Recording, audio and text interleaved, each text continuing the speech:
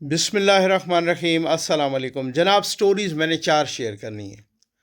2 फ़ौजी अफसरान का कोर्ट मार्शल हो गया और ख़ावर मानिका अदालत पहुंच गए इमरान खान के ख़िलाफ़। ऑस्ट्रेलिया ने वर्ल्ड कप, जो अभी वर्ल्ड कप जीता, वो इमरान खान के नाम पे कर लिया है और इमरान खान को इनवाइट भी किया है। इस पे भी बात करेंगे और फिर से इमरान खान के कोई किरदार पर इस तरह की बातें हो रही हैं, थोड़ा सा उस पर भी बात करेंगे। सबसे पहले आप चैनल सब्सक्राइब कीजिए, जहां घंटी का निशान बना है वो प्रेस कीजिए ताकि हर नई आने वाली वीडियो आप तक पहुंचती रहे। हमारे वाटर प्रोजेक्ट्स चल रहे हैं अल्हम्दुलिल्लाह, अल्लाह के करम और आपके तामुन से चल रहे हैं। अपने मरहूमीन के नाम पर एक वाटर प्रोजेक्ट ज़रूर लगाइए, प्यासी इंसानियत को पानी पिलाइए। वो पानी के अलावा कुछ नहीं मांग रहे। आज खसूसी माजरत कि मैं घर से कहीं बाहर हूँ, तो ये शायद हो सकता है कोई वॉल्यूम की भी थोड़ी सी प्रॉब्लम हो, वो माइक शाइक ना होने की वजह से। इस वजह से मैंने पेशगी माजरत कर ली है। मैं सबसे पहले आपको एक नवाज़ शरीफ साहब का एक क्लिप सुनवाने जा रहा हूँ। नवाज़ शरीफ साहब आजकल मुख्तलिफ़ जगहों पे ख़िताब कर रहे हैं और ये आप ज़रा सुन लीजिए उन्होंने किस तरह का इजहार किया, क्या कहा, ये आप ज़रा बात सुन लीजिए। फिर उसके बाद मैं आपके साथ बहुत सारी चीज़ें शेयर करनी है। किसी वजह के निकालते हो, आंखें बंद कर लेते हो हमें निकालते वक्त, फिर लाते किसको लाए नवाज शरीफ की जगह पर? आरटीएस को क्यों बंद किया? इलेक्शनों में हेरा फेरी क्यों की? हमारे डब्बों से वोट निकाल के किसी और के डब्बे में क्यों डाले? और ऐसे बंदे को ले आते हैं जिसको सवाए गाली के और कुछ करना ही नहीं आता। जब भी बोलता है तो गालियां देता है। अब मैं क्या किसी की बात करूं? मुझे बहुत ये नहीं कि मैं समझता हूं कि हमारे मुआशरे को, कल्चर को तबाह बर्बाद किया। हमारी कौम तो ऐसी नहीं थी, बड़ी अच्छी कौम थी हमारी। आज उसकी इस्लाह की तरफ हम सारा वक्त ये सोचते रहते कि हम अपनी कौम। मैंने आपको एक बात बहुत पहले कही थी और मुतअद्दिद बार कही थी कि भाई मईशत ठीक हो जाएगी, सियासत भी ठीक हो जाएगी, जमहूरियत भी ठीक हो जाएगी। लेकिन इमरान खान साहब ने जो मुआशरत का बेड़ा गर्क किया है ना, जो कल्चर का बेड़ा गर्क किया है, जो इस कौम के नौजवानों का बेड़ा गर्क किया है, शायद उसको ठीक होने में अशरे दरकार हों। मुझे 2-3 दिन पहले एक बड़े सोफेस्टिकेटेड बंदे का एक मैसेज आया, नाम बताना ज़रूरी नहीं है। उन्होंने मुझे कहा कि नकवी साहब, हम आपके वीलाग सुनते हैं, बहुत शौक़ से सुनते हैं, और आप जब लफ्ज़ यूथिया कहते हैं ना, उस वक़्त थोड़ा सा अजीब लगता है क्योंकि ये बड़ा सब स्टैंडर्ड सा लफ्ज़ है और ये आपके साथ सूट नहीं करता। तो मैं आपको रिक्वेस्ट करता हूँ कि आप आइंदा लफ्ज़ यूथिया ना कहा करें। मैंने उनकी बात मान ली। कोई इंसान अक्ल कुल नहीं होता, मैं भी नहीं। मैं अल्हम्दुलिल्लाह कि आप मुझे बहुत हाई एस्टीम पे रखा हुआ है आपने, और बहुत ही आप मुझे जिस तरीके से कोट कर रहे हैं और जो मतलब आपकी एस्टीमेशन में, अगर मुझ जैसा गुनाहगार बंदा, मलंग सा, फ़कीर सा बंदा इतना आपकी एस्टीमेशन में बुलंद है, सर मैं नहीं कहूँगा, लेकिन मैं किसी ख़ास वजह से कहता था। लेकिन मैं आज भी ये कहूँगा कि जो दोस्त हैं तहरीक इंसाफ से, उनका अपर चैम्बर फारिग है, ठीक है ना। ये मैं उसको किसी वजह से कहता हूँ। बहुत सारे अब तो वो लफ्ज़ ऐसा बन गया है कि उसको हर बंदा इस्तेमाल करता है। लेकिन अगर आप ये समझते हैं कि मुझे ये सूट नहीं करता, तो मैं नहीं कहूँगा, कोई ऐसी बात नहीं है। उनकी बातें मुझे बहुत अच्छी लगी, बहुत अच्छे से उन्होंने मुझे मैसेज किया। अब देखें यार, ये एक बात है, साबिर शाकिर साहब, इन्होंने एक शेयर की है। ये अब आप अंदाज़ा कीजिए ना, मैंने ये इस वजह से कहता हूँ क्योंकि ये इन्होंने तबाही बर्बादी मचाई हुई है। कहते हैं जनाब, ये लिखा हुआ है, ये आप देख भी रहे हैं, to the Imran Khan, farmer captain of Pakistan cricket team, through Australian high commission Islamabad. लिखा हुआ है रेस्पेक्ट सर। रेस्पेक्टेड सर की जगह ریسپیکٹ سر، ٹھیک ہے، اچھا جی، اٹس آر آنر، اسپیلنگ بھی غلط ہیں، آنر کی بھی غلط ہیں، ریسپیکٹڈ سر کی جگہ ریسپیکٹ سر ہے. That we have opportunity and privilege to read and learn from your cricket skills. ٹھیک ہے. We name this World Cup trophy to you on behalf of Cricket Australia. We like to invite you as chief guest to Australia to present Model of the Order of the Australia اور your faithfully، اور نیچے وہ chairman اور ان کا نام لکھا ہوا. اب یہ ٹوٹلی فیک ہے، ٹوٹلی فیک ہے، اس میں کوئی حقیقت نہیں ہے. دوسری بات، آپ اگر لکھ رہے ہیں، آپ اگر غلط بات کر رہے ہیں تو یار کم از کم اس کی انگلش تو ٹھیک کر لو. بات تو یہ ہے نا. اس سے پہلے انہوں نے رکی پونٹنگ کے بارے میں بھی وہ بھی غلط ایک اس طرح کا کیا تھا، بعد میں ڈیلیٹ کرنا پڑ گیا. مجھے سمجھ نہیں آتی ان چیزوں سے کیا فرق پڑتا ہے. تحریک انصاف کے دوستوں نے یہ چیزیں سوشل میڈیا پر لاکھوں کروڑوں کی تعداد میں شیئر کی، ان کو کتنا فائدہ ہوا.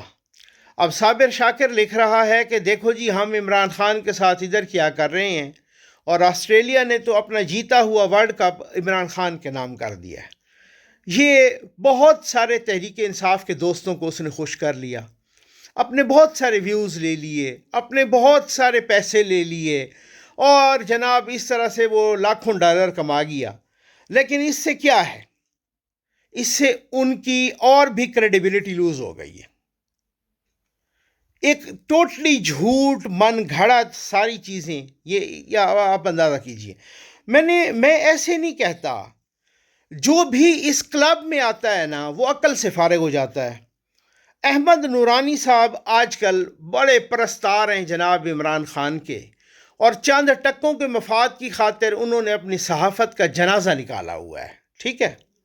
احمد نورانی صاحب کا ایک ٹویٹ ہے، اور یہ ٹویٹ چونکہ پرانا ہے ظاہر ہے.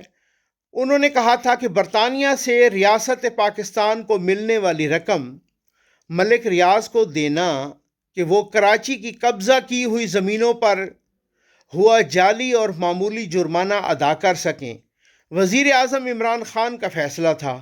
یہ بات میں ذاتی طور پر جانتا ہوں. یہ لوٹی ہوئی رقم کی مالیت کے اعتبار سے پاکستان کی تاریخ کا سب سے بڑا ثابت شدہ کرپشن سکینڈل ہے. اب یہ اس وقت احمد نورانی جب یہ پاکستان میں ہوتے تھے، جب یہ صحافت کرتے تھے، غلاظت نہیں کرتے تھے، اس وقت احمد نورانی صاحب نے لکھا کہ یہ جو کرپشن کا یہ سارا سکینڈل بہت بڑا سکینڈل ہے، اور جو ملک ریاض کو برطانیہ سے لوٹی ہوئی یہ رقم دی گئی، یہ دی کس نے؟ عمران خان نے دی، اور یہ بات میں ذاتی طور پر جانتا ہوں. اب آپ اندازہ کیجئے کہ کس طریقے کی صحافت، اور پھر اس کے بعد وہ کیا ہو گئے، کیا سے کیا ہو گئے. میں آپ کے سامنے اب عمر چیمہ صاحب کا ایک ٹویٹ پڑھتا ہوں، اور آج کل اسی کا بہت چرچا ہے، اور عمران خان صاحب کے کردار سے اور پھر کسی نے کتاب بھی لکھ دی، ایک لڑکی نے. وہ عمر چیمہ کا یہ 2014 کا ہے ٹویٹ، اپریل 29 2014.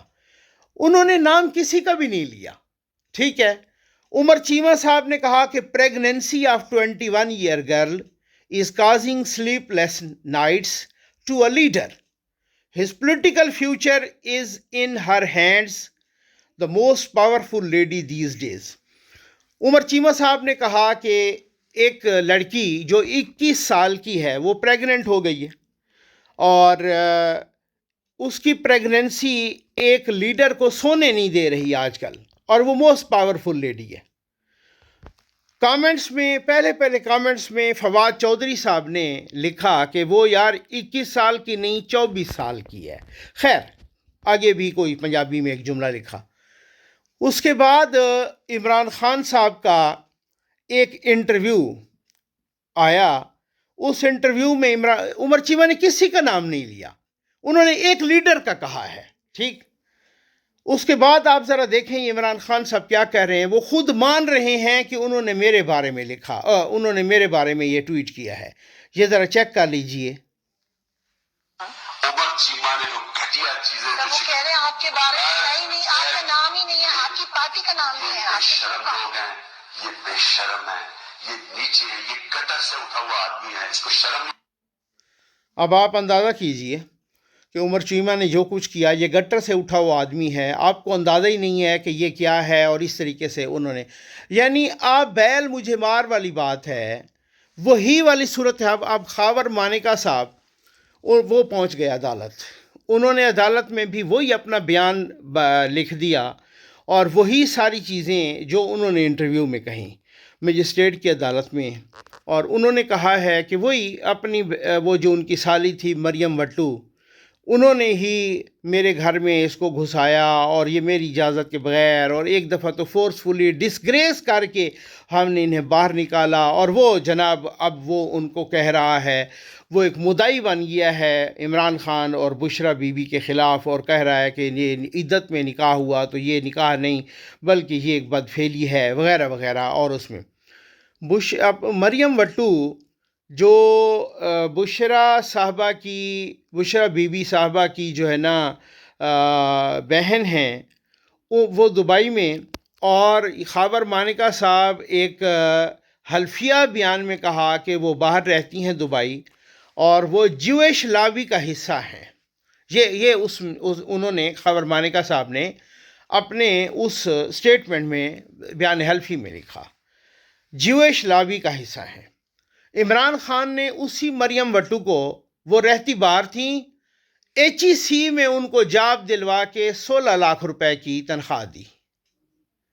اب وہ خاور مانیکا صاحب پہنچ گئے عدالت. انہوں نے کہا کہ چونکہ یہ اسلام آباد کا میٹر ہے، بنی گالہ اسلام آباد میں ہے، یہ وہیں پہ سارا کچھ ہوا ہے، تو لہٰذا میری اپلیکیشن کو انٹرٹین کیا جائے، میری یہ استدعا ہے کہ ان کے خلاف کارروائی کی جائے. یہ خاور مانیکا نے جو انٹرویو دیا تھا، خاور مانیکا اسی میں وہ پہنچ گئے ہیں. میں انتہائی معذرت کے ساتھ کہ یہ تھوڑی سی ڈسٹربنس ہوئی ہوگی، لیکن خبریں پہنچانا آپ تک لازمی ہے. تو ایک دو ویڈیوز اور بھی اسی طرح سے، تو تھوڑا بہت اگر کوئی والیوم کا پرابلم ہو، کوئی ویڈیو میں ڈسٹربنس ہو، تو یہ آپ نے پیشگی جو ہے نا معذرت میں نے کر لی ہے. امید ہے آپ کو ویڈیو پسند آئی ہوگی. آپ کا بہت بہت شکریہ. ISPR نے اپنے 2 افسران کا کورٹ مارشل کیا ہے، ٹھیک ہے، ریٹائرڈ افسران. اور یہ دونوں ریٹائرڈ، ایک میجر ریٹائرڈ عادل راجہ ہیں اور ایک حیدر مہدی ہیں، ٹھیک ہے نا.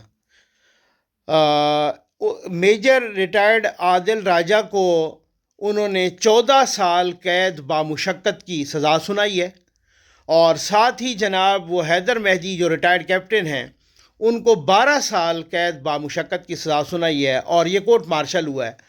اور انہوں نے ان کو اس پہ سزا سنائی ہے کہ انہوں نے وہ سارے رینک وینک بھی ان کے واپس کیے ہیں، مراد بھی، اور ساتھ ہی کہ انہوں نے نا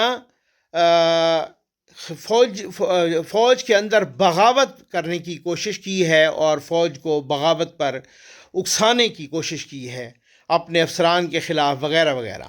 اب یہ دونوں لوگ باہر بیٹھے ہیں، ٹھیک ہے نا. ظاہر ہے وہ باہر سے واپس نہیں آئیں گے، ان کے بڑے وہاں پہ لنک شنک، اور آپ کو پتہ ہے کہ جو اس طریقے سے ہو.